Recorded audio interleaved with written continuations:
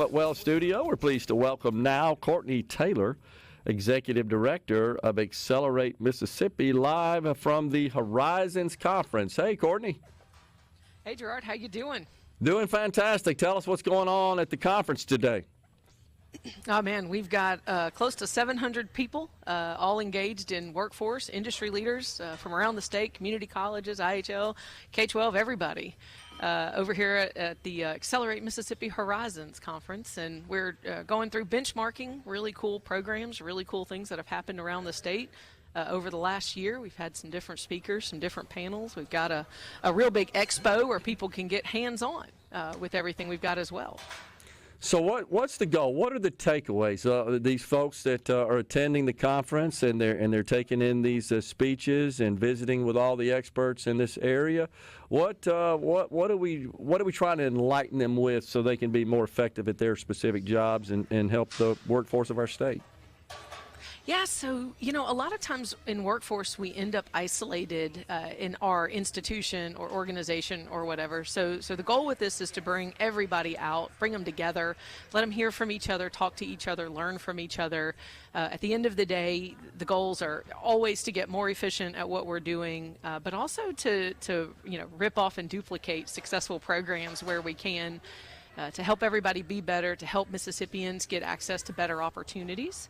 And so this allows that medium where people that wouldn't normally get together. You've got career coaches here, community college presidents, the state superintendent of education, alongside industry. So it allows everybody to really build off of some synergy, get excited, celebrate some wins. You don't get to do that a lot in workforce. So they get to celebrate some wins and do it together. Well, the good news is we've got lots of opportunity for workforce with significant wins that Mississippi has secured in the economic project category. Lots of big new projects underway right now. They're going to be looking for people, and we've got to fill that need. Absolutely. We have a massive need around the state. Really grateful for MDA and the economic development teams around the state that are giving us a lot of work to do, and they've given us a lot of work to do.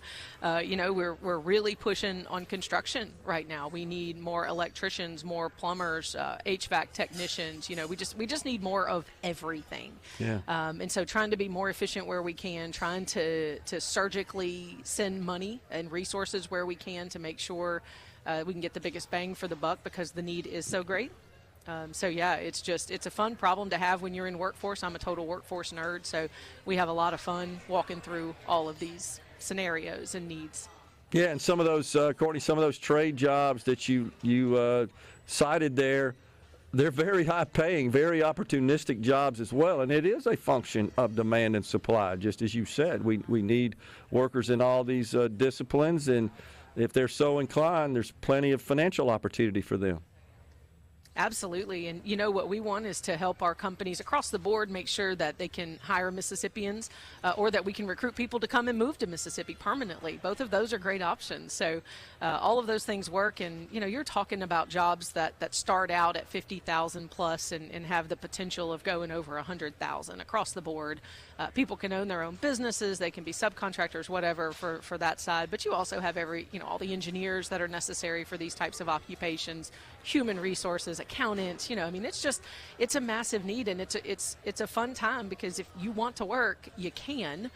We just have to get them associated and attached to jobs where they exist, which sometimes isn't where the people are. So that's a part of this also. Well, and then the educational community in the state of Mississippi, a lot of good news coming from the K-12 environment. We have world-class higher institutions, and I think the best community college system in the entire country. These folks are really good at training and preparing their students for these jobs. Absolutely. And look, every challenge we've given them, they're digging in and going after it.